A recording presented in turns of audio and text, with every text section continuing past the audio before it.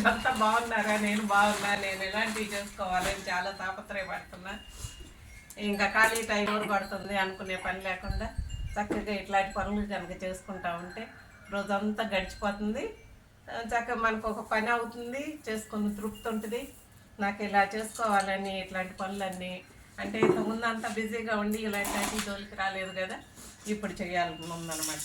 ఇప్పుడు అన్నం తిని వస్తానులేమ్మా ఉంది, అందుకని మొదలు పెట్టాను. కాకపోతే వాళ్ళ ఆయనకు బాగోక భద్రమ్మ రాలేకపోయింది.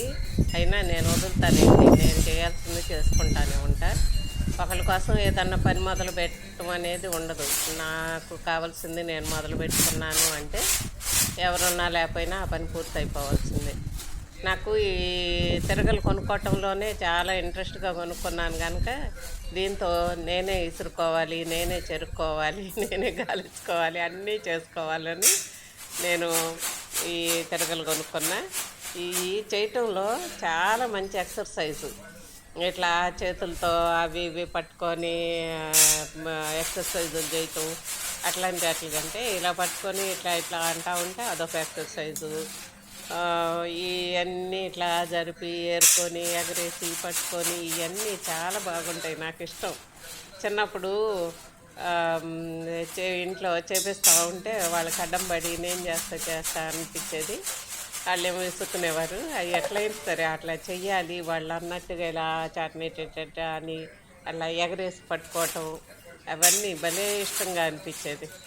నాకైతే చాలా సరదాగా ఉండేది. పిల్లలు ఈ కాళ్ళ చుట్టూ చేరి అడ్డం పడుతుంటే అవతలకి వెళ్ళమనేవారు, కానీ అస్సలు ఇష్టం ఉండేది కాదు అవతలకి వెళ్ళటం. అది ఎలా తిరుగుతుంది, ఎట్లా తిప్పుతున్నారు, ఎంత మోస్తున్నారు, ఎప్పుడు దాన్ని పైకి సరి చేస్తున్నారు అన్నీ గమనించుకుంటూ ఉండేవాడు. ఈ పనులు మనం స్వయంగా చేసుకుంటే ఉండే ఆనందం అసలు అది వేరు, చాలా బాగుంటుంది. నాకైతే ఎంత ఇష్టమో. అయితే పెద్దయిన కొంది దీంట్లో ఉండే ఎక్సర్సైజ్ బాగా అర్థమైంది. మనం అంటే ఇప్పుడంటే కింద కూర్చోలేకపోయింది, కానీ కింద కూర్చొని కాలు అటు ఇటు పడేసి వాళ్ళు ఇసుకుతూ ఉంటే చూడాలనిపించేది, అట్లా చేయాలనిపించేది. భలే ఉండేది. ఇదంతా ఒక టెక్నిక్. మనం మిషన్లో పప్పు వేయించుకొని తెచ్చేసుకుంటే ఉండేదానికంటే కూడా ఇట్లా చేసుకోవటంలో భలే సంతోషం ఉంది. నేనైతే చాలా ఎంజాయ్ చేస్తున్నా. ఇది కొంచెం విసరటం, మళ్ళీ ఎలా పడుతుందా అని చూడటం, గింజ ఏమన్నా పడిపోతుందా ఏంటి అని చెక్ చేసుకోవటం.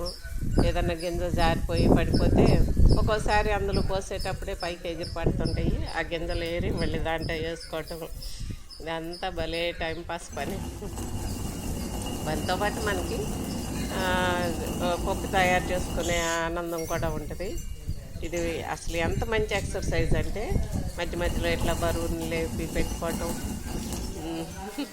నాకు చిన్నప్పుడు చూసిన అనుభవమే ఇప్పుడు ఇది ఉపయోగపడుతుంది. నాకు ప్రతిసారి కాస్త విసరటం, మళ్ళీ ఏమన్నా తేడాగా విసురుతున్నానా అనుకొని పప్పుని ఇట్లా చేతిలో తీసుకొని పట్టుపోయేట్టు ఊది ఆ గింజలు ఏమన్నా పడి ఉంటే వాటిని తీసి అందులో వేయటం. ఇదొక మంచి ఎక్సర్సైజ్. మనం ఫిజియోథెరపీలు లేకపోతే రోజు వర్కౌట్లు చేయటం అని ఇట్లాంటి కంటే ఇలాంటి తోటి పెట్టుకుంటే మాత్రం భలేగా, అంటే ఇదొకటనే కాదు, రోకళ్ళతో పోటేయటం, మొక్కల పని మంచి ఎక్సర్సైజు. ఒక పాదు కిందకి వంగుతాము, ఒక తీగకి పైకి దాచుకొని చూస్తాము, ఇంకేదన్నా మొక్కలకి వంగి చూస్తాము. ఇవన్నీ 1, 2, 3 లాగా కిందకి వంగి చూసేది, మధ్యలో మొక్కని కొంచెం నిలబెత్తి మొక్కను చూడటం, ఆ పైన తీగలని పందిరికల్లి చూడటం, ఇదంతా మంచి ఎక్సర్సైజు. అదంతా నాకు చాలా ఇష్టమైన గార్డెనింగ్ పని. అట్లాగే ఇవి కూడా ఇంట్లో పనుల్లో కూడా ఈ తిరగలతో భలే ఇష్టంగా అనిపిస్తుంది. అంతా చెరుక్కున్నాక ఇట్లా పప్పు పచ్చగా మెరిసిపోతూ ఉంటే భలే ఆనందంగా ఉంటుంది. పాత్రం ఆక్క మధ్యలో చూపించాను, మళ్ళీ కొద్దిగా ఉంటే చెరిగేసి మొత్తం ఇట్లా పట్టుకున్నా. బాగా చేస్తుంది కదా, ఈరోజు చేసింది. ఈ మళ్ళీ కొంచెం కింద సన్న గింజ ఉంది ఇందులో, ఆ సన్న గింజ పడిపోయింది, అది వేసేసి మళ్ళీ ఒకసారి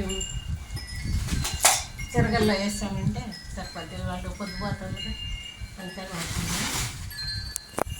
మరి తుక్కు ఏం చేస్తావు ఇది చెట్లకి? భద్రమ్మకి ఇస్తా. గేదెకి కుడుతు తీసుకోవచ్చుగా. కుర్తులు వేస్తారు. అదే అందుకే భద్రమ్మకి ఇస్తా. భద్రమ్మ వాళ్ళ ఆయన బాగా రావాలి, కొద్దిసేపు చేసింది నాకు సాయం. మొత్తం నేనే చేసుకున్నా. నాకైతే ఈ గోడ నొప్పుకోలేదు. ఒక చేత్తో పని చేస్తుంటే ఈ గోడ నొప్పి వచ్చింది. ఇప్పుడు అసలు ఈ గోడ నొప్పుకోలేదు. ఇంకా అదేంటంటారు, ఫిజియోథెరపీతో పని లేకుండా ఇట్లాంటి చేసుకుంటే చక్కగా ఆరోగ్యానికి ఆరోగ్యం. నేనే సొంతంగా చేసుకున్నా.